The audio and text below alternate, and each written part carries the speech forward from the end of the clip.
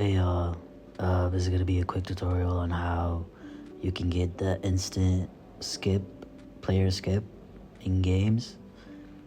This is absolutely not relevant to the tutorial, but I just want you to know that it took me 9 months, 9 months to figure this out on my own. So I'm sharing this with you today. It is a little bit more it is a little bit more on the complex side, but if you just pay attention and stick through it, I am gonna try to explain it as much as I can for it to make sense.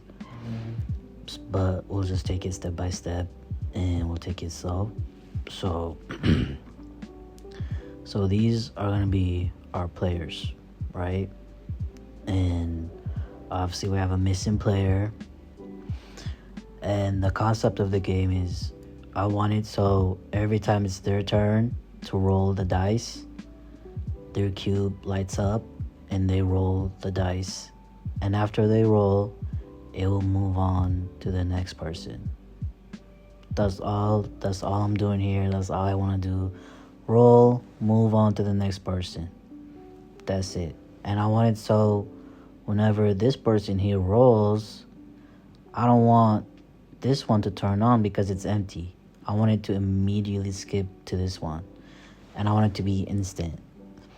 So first things first, we need something that can detect whether or not a player is in that spot. That's how the wires will be able to know whether to skip or not. So a way to do that is by switch tiles. So basically what we're telling the system is whenever there is a person on the switch tile, I'll show you what happens when, obviously you know, if you're watching this tutorial, you know what happens when you step on the switch tile. But you can see it activates and it sends a signal, so whenever someone is stepping on the switch tile, that means someone is there. So you can detect that spot, you can turn on that spot, but whenever someone is not there, you can go ahead and skip that spot. That's what we're doing. That's the main component to the skip system, is just knowing whether or not someone is there. So the switch tiles, we're gonna start wiring those. We're gonna send the first signal to a 3-input basic counter because we're gonna add conditions to the system.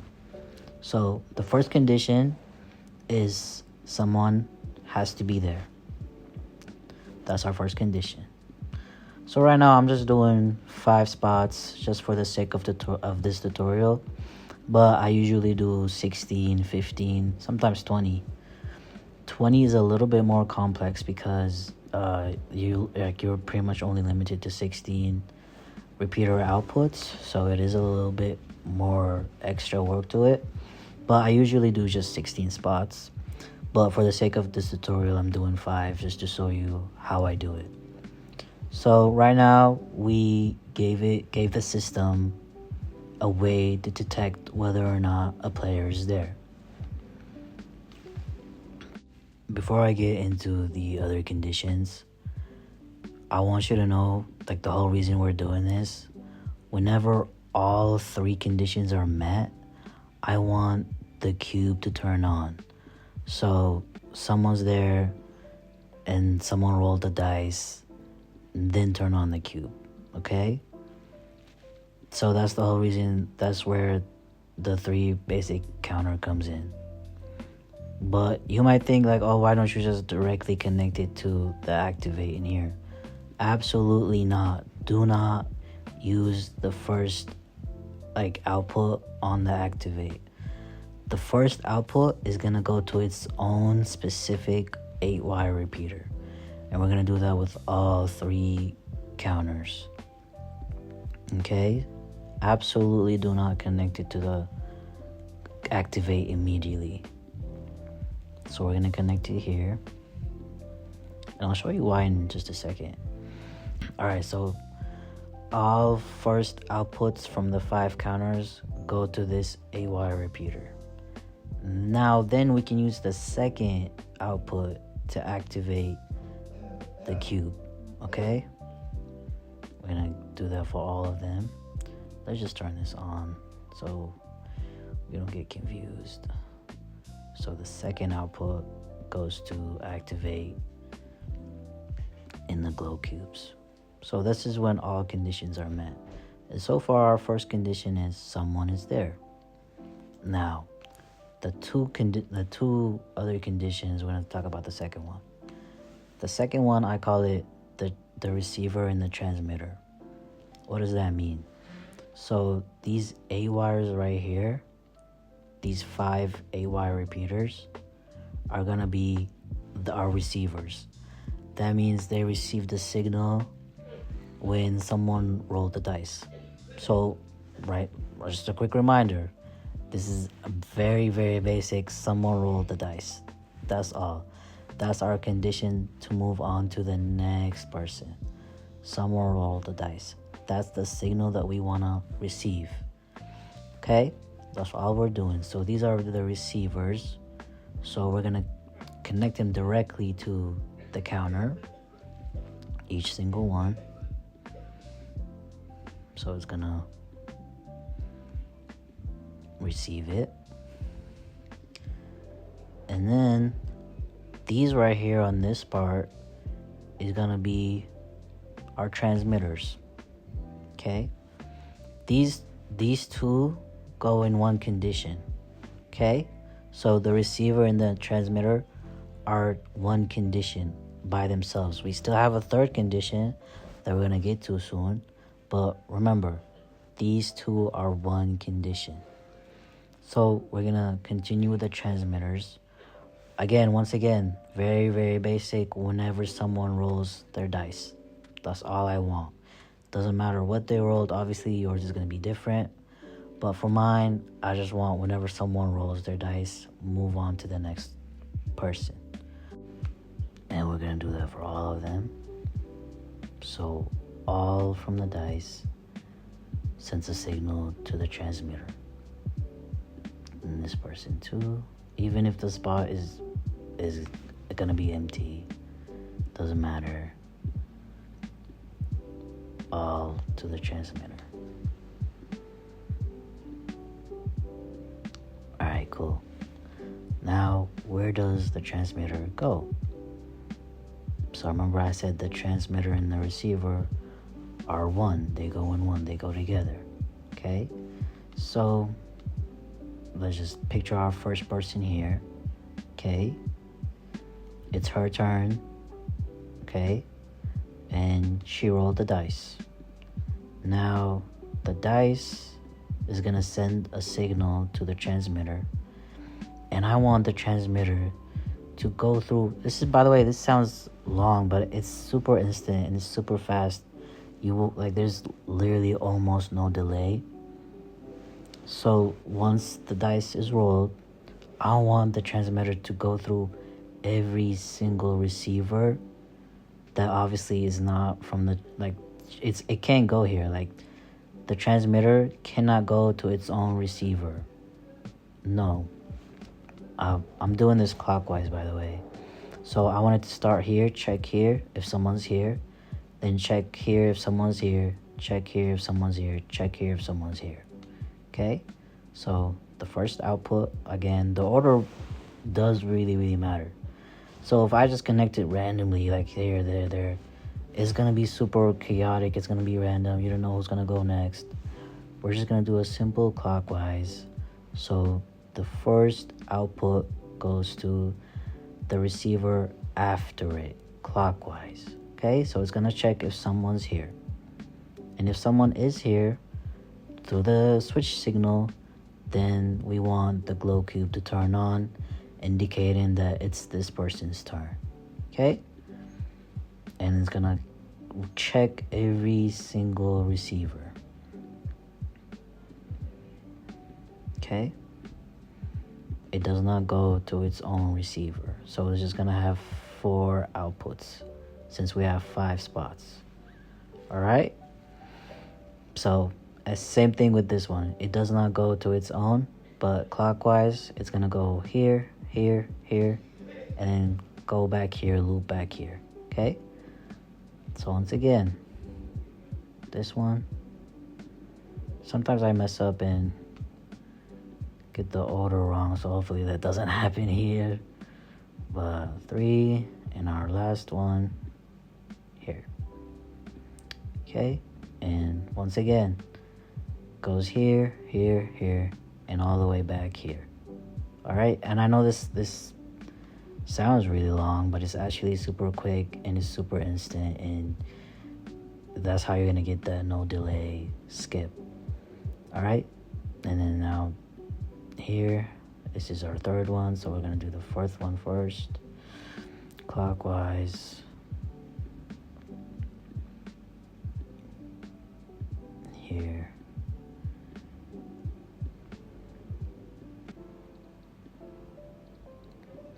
Here. And now the fourth one is gonna go to the one next to it. And obviously all the way back here.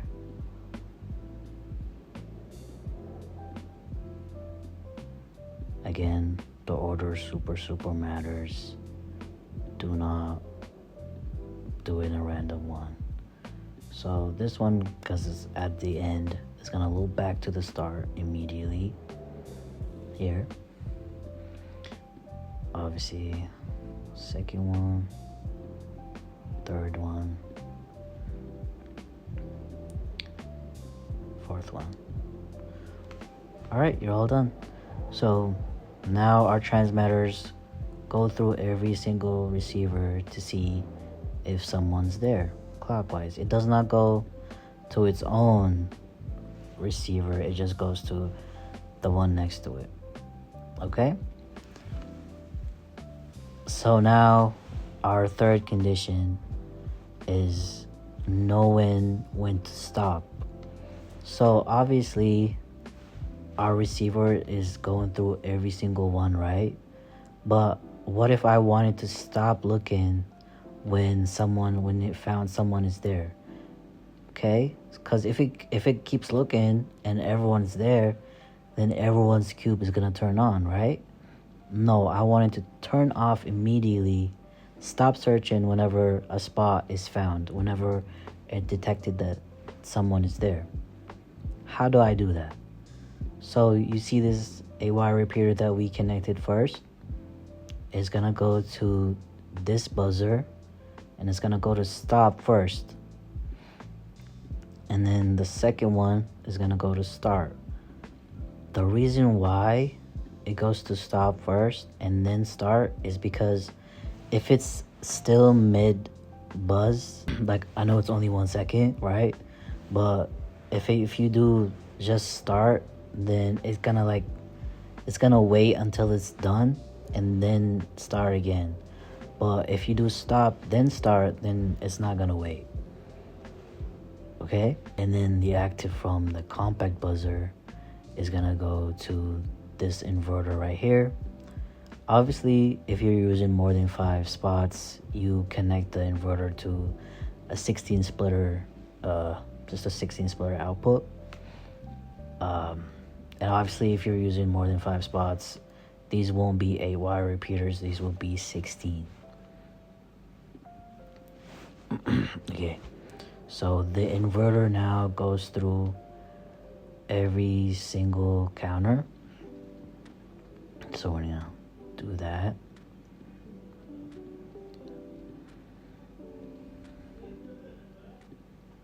Now we're almost done here.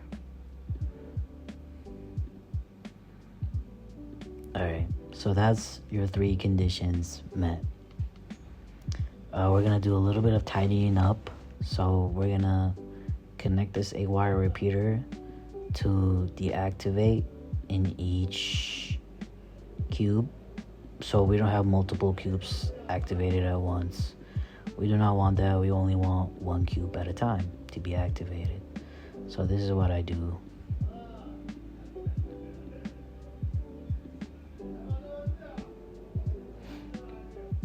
Deactivate. So we connected all to deactivate, and now I'm doing the outputs from the glow cube to go to the same deactivate one.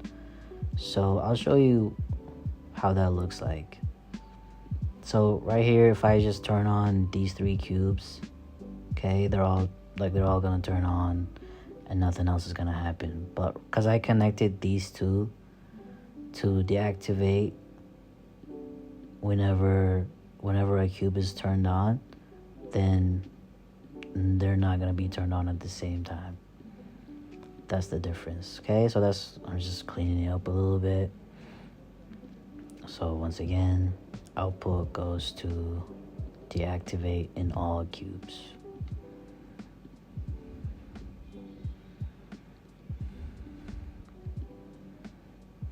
There we go. So now no 2 cubes are gonna be turned on at the same time. And now our start button is gonna act as its own transmitter. So start is gonna go to its own wire repeater. So it's gonna go through all receivers. Again, clockwise.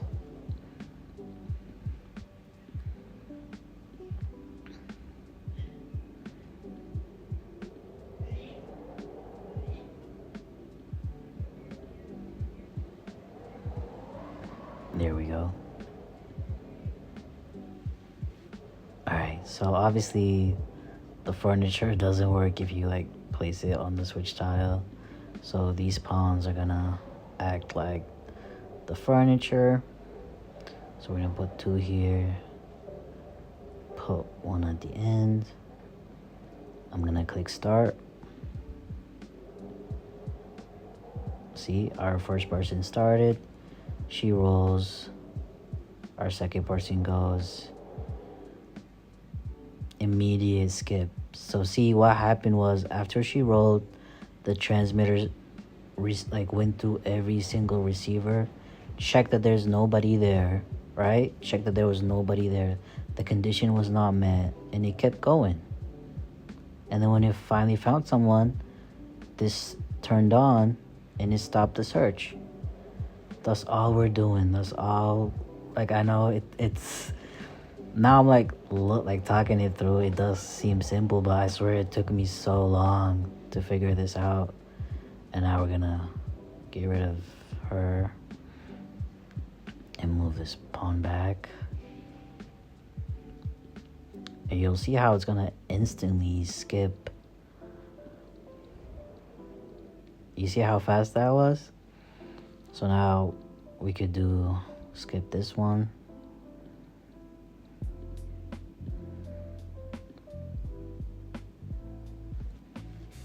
Alright, so what if I just click start again? She starts, and they just go back and forth. And yeah, I hope you enjoyed. I hope it made sense. I'm sorry if it didn't. If you have any questions, let me know and I'll answer. Thank you guys. Thank you for watching, guys.